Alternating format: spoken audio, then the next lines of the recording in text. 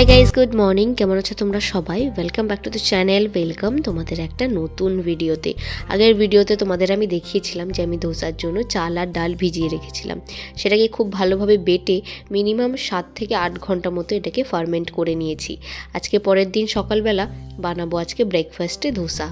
ধোসার একটা তাওয়া আমি এর আগে বিয়ের অনেক আগে কিনেছিলাম, ওটাতেই আমি নর্মালি ধোসা বানাই। তবে এই প্যানটা যেহেতু নতুন আর এটা না বেশ হালকা, তো আমি ভাবলাম এটাতে যদি খুব ভালোভাবে ধোসা হয় তাহলে আমি যখন বাড়ি যাব এরকম একটা তাওয়া কিনে নিয়ে যাব।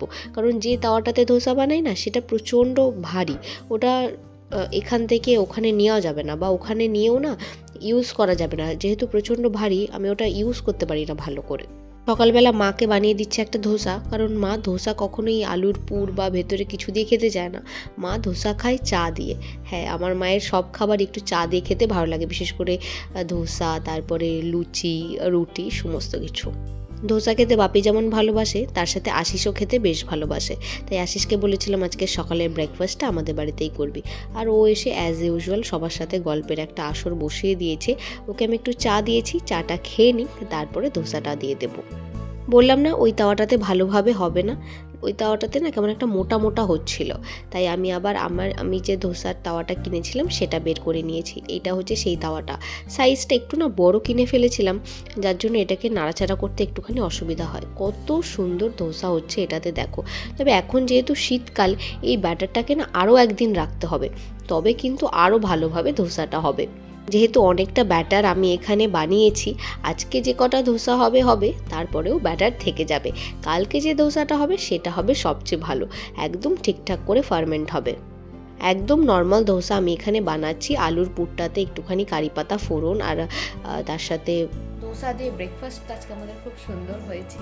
তারপর থেকে এখানে বসে রয়েছে, একটা শর্টস আপলোড করতে এত ঝামেলা হচ্ছে, যতবার আপলোড করছি ততবার কপিরাইট আসছে, বুঝতে পারছি না কী হচ্ছে। যাই হোক, সে সমস্ত ঝামেলা মিটিয়ে ফেলেছি। এখন আশিস ফোন করেছে, আমাকে যেতে বললো। আমি তাড়াতাড়ি করে স্নান টান করে ফ্রেশ হইনি, এখনও স্নান করিনি। আমি ঘড়িতে অলরেডি 12টার মতো বাজছে। তাড়াতাড়ি করে স্নান টান করে চলো গাড়িটা নিয়ে যাই আশিসদের বাড়িতে। ব্রেকফাস্ট করে আশিস চলে গেছে বাড়িতে, আর সবারই টুকটাক করে ব্রেকফাস্ট করা হয়ে গেছে। সত্যি কথা, আজকে ধোসাটা খেতে না প্রচণ্ড ভালো হয়েছিল। তবে যে বললাম কালকে এটা খেতে আরও ভালো লাগবে। এখানে ভিডিও কল করেছে আমাকে মনা, তাই ওর সাথে আমি কথা বলছি, আর তার সাথে সাথে তাড়াতাড়ি করে রেডিও হয়ে নিচ্ছি। কারণ প্রথমে আমার বাজারে আছে একটুখানি কাজ, সেই কাজ কমপ্লিট করে তারপরে যাব আমি আশিসদের বাড়িতে। দাঁড়াও, ও কিরম পাগলের মতো বকবক করছে সেটা একবার তোমাদের দেখাই। ফোনে রয়েছে আমাদের দুষ্টু পাপা, যে দুষ্টু দুষ্টু করছে। হা করে দেখো কি একটা দেখাচ্ছে, ভিডিও কল করে পাপা দুষ্টু দুষ্টু করছে।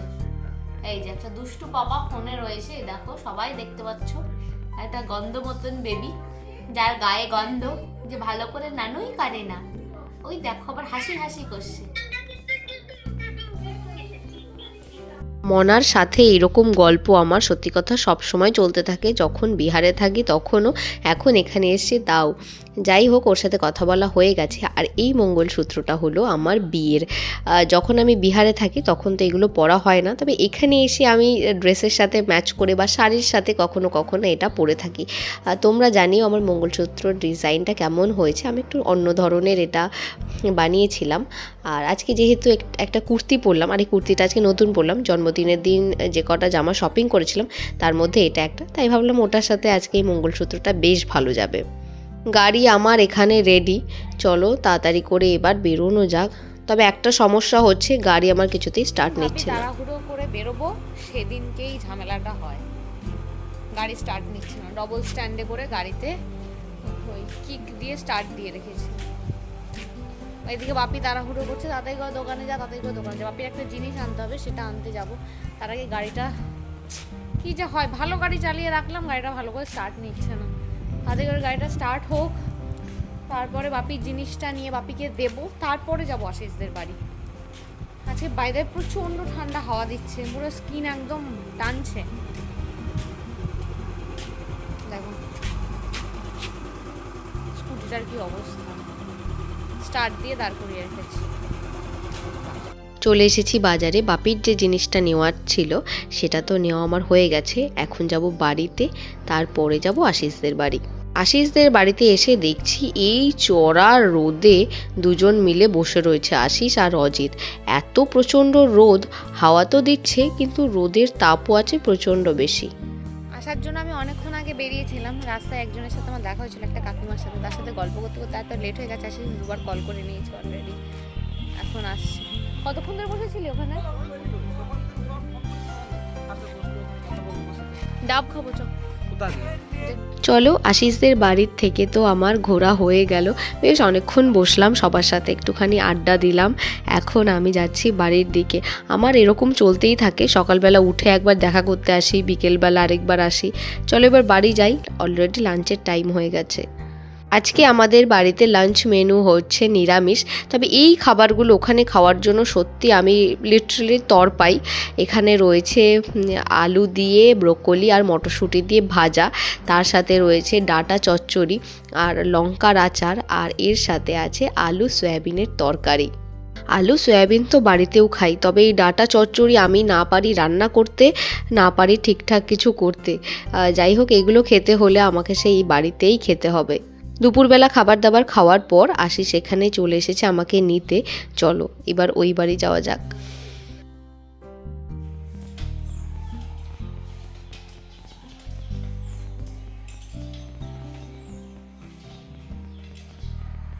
কি করছো? চুরি করছো? তালা ভাঙছো? আশিসদের বাড়ি এসে গল্প করতে করতে লিটারালি সন্ধ্যা হয়ে গেছে। ওর মা একটুখানি চা দিয়ে গেল, আমরা এখন বসে বসে খাচ্ছি চা। তবে চাটা খেয়ে আজকে একটুখানি বেরোনোর প্ল্যান আছে। সকাল থেকে আজকে সেইভাবে আমরা কোথাও যাইনি। এখানে আমরা যে কদিন থাকি, মোদ্দা কথা নিজেদের পছন্দের জায়গাগুলোকে একদম ঘুরে পুষিয়ে নিই। চলো চাটা খেয়ে তাড়াতাড়ি করে এবার বেরোনো যাক। ঘড়িতে বাজছে এখন সন্ধ্যে 7:30টার মতো, যাবো একটুখানি নবদ্বীপ। আমি আর আশিস রেডি হয়েছি, তবে আজকে বাইরে প্রচণ্ড ঠান্ডা, তাই একদম ঘেরটা টেনে নিই, তাই একদম সোয়েটার ফোয়েটার পরে আবার একটা চাদরও নিয়ে নিয়েছি। টুকটাক কিছু জিনিসপত্র নেওয়ার আছে। আর আসার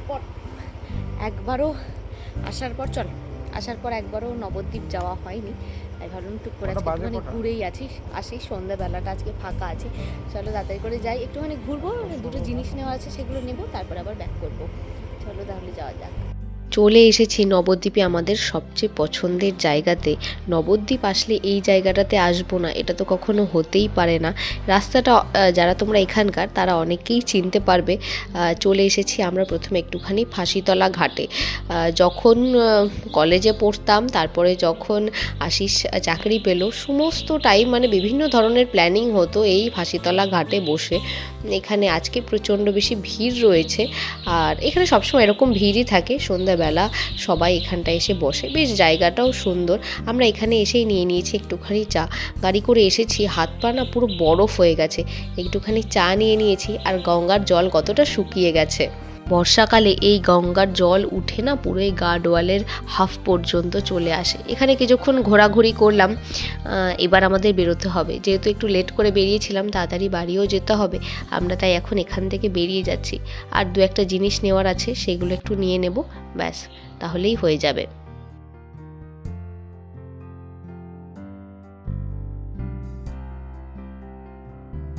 মোর সুপার মার্কেটে চলে এসেছি। এই রাস্তাটা দিয়ে, মানে ফাঁসিতলা ঘাটের যে রাস্তাটা, ওখান দিয়ে যেতে এই দোকানটা পড়ে, মানে এই সুপার মার্কেটটা পড়ে। আমরা গ্রসারিগুলো এখান থেকেই নিয়ে নিই। তো আমাদের বিহারের জন্য বেশ কিছু জিনিসপত্র লাগবে। ওখানে না চটজলদি হাতের কাছে এই জিনিসগুলো আমরা পাই না, তাই যখন এখানে আসি তখনই এগুলো একদম ব্যাগ বোঝাই করে নিয়ে যাই। এখানে আমি একটা পাস্তা নিয়ে নিয়েছি, আর টুকটাক কিছু সসের আমাদের প্রয়োজন, সেগুলো নিয়ে নিয়েছি। দেখো, খুঁজতে খুঁজতে একটা মজার জিনিস পেয়েছি, টুইয়াম চিপসের প্যাকেটে পুষ্পার ছবি দেওয়া। দেখে আমরা সত্যিই খুব আনন্দিত হয়েছি, আর একটুখানি হাসাহাসিও করছিলাম। মোর সুপার মার্কেট থেকে আমরা বেরিয়ে চলে এসেছি, কোনো কিছু নিইনি, জানি না আছে কি আছে, হয়তো অফার টফার বেশি চলছে নাকি। প্রচণ্ড পরিমাণ ভিড়, আর হচ্ছে যে বিলিংয়ের লাইনটা সেটা বিশাল বড়, সেটা দাঁড়াতে গেলে এখন মিনিমাম আধ ঘন্টা দাঁড়াতে হবে, তবে বিলিং হবে। আমাদের অল্প কিছু জিনিসপত্রই ছিল, তাই রেখে দিয়ে আমার স্পেস আউট হয়ে গেছিলো। আমি হচ্ছে মোড় থেকে আমরা বেরিয়ে চলে এসেছি, কিছু নিইনি। এখন যাচ্ছি সামনে একটা দোকানে, ওখানে আমি পাথরের ওই হাওয়ানদিস্তা দেখেছি, সেটা আমার দরকার। তাই একবার যাচ্ছি দেখতে কীরকম কী জিনিস। চলো যাই। প্রথমে আমরা হেঁটেই যাচ্ছিলাম, কিন্তু আসার বলে অনেকটা দূর, বাইকে করে যেতে হবে, তাই আমরা আবার স্কুটিতে উঠে পড়েছি, কোন জায়গাটা? স্কুটিতে করে যাচ্ছি। আরেকটু এগিয়ে চল। এই হচ্ছে সেই মার্বেলের দোকানটা। রাস্তা দিয়ে যাওয়ার সময় এই দোকানেই দেখেছিলাম পাথরের হামানদিস্তা। অনলাইনে তো পাওয়াই যায়, তবে অনলাইনে নেওয়ার আমার একদম ইচ্ছা নেই, হাতের কাছে দেখে একদম ঠিকঠাকভাবে নেব। তবে এনাদের গোডাউন আছে, তো এখানে লোক নেই, ওই গোডাউনে সমস্ত লোক। আমরা আজকে আর লেট করলাম না, যেহেতু অনেকটাই লেট হয়ে গেছে। এখন যাচ্ছি পোড়ামাতলার দিকে, একবার জাস্ট ঘুরেই চলে যাব বাড়ি। এটা হচ্ছে রাধা বাজার, বলা যেতে পারে ছোটোখাটো ধর্মতলা। সমস্ত জিনিস এখানে পাওয়া যায় আর খুব কম রেটে পাওয়া যায়। এখন যাচ্ছি পোড়ামাতলার দিকে। তবে এবার এসে দেখলাম কি, পোড়ামাতলায় না একটা বাটার শোরুম খুলেছে। এর আগে নবদ্বীপে খাদিমসের শোরুম তো ছিল, তবে বাটার শোরুম ছিল না। যাই হোক, আজকে আর নেমে দেখা না টাইম নেই, জাস্ট একবার করে ঘুরে চলে গেলাম। আর এটা হচ্ছে হিন্দু স্কুলের সামনেটা। স্কুলের গেটটা এত সুন্দর করেছে, আমরা সত্যি কথা দাঁড়িয়ে গেলাম, একবার একটু দেখে নিলাম। এখন ফিরে যাচ্ছি। রেল গেটের কাছেই বসেছে একটা পপকর্নের দোকান, সেখান থেকে একটা পপকর্ন নিয়ে খেতে খেতে চলে এসেছি বাড়ির দিকে। বাড়ির একদম কাছেই একটাই ফুচকাওয়ালা বসে আছেন, বেশিরভাগ দোকানই বন্ধ। একটুখানি ফুচকা খেয়ে নিই, সন্ধেবেলা আজকে সেইভাবে কিচ্ছু খাইনি। একটুখানি ফুচকা না খেয়ে আর সত্যি কথা বাড়ি যেতে পারছি না। এখন ফুচকা টুচকা খাবো, তারপরে চলে যাব বাড়ির দিকে। ব্লগটাও তাহলে আজকে এখানেই এন্ড করছি। সবাই সুস্থ থেকো, ভালো থেকো, আর ব্লগগুলো কেমন লাগছে অবশ্যই জানিও। দেখা হচ্ছে নেক্সট ভিডিওতে।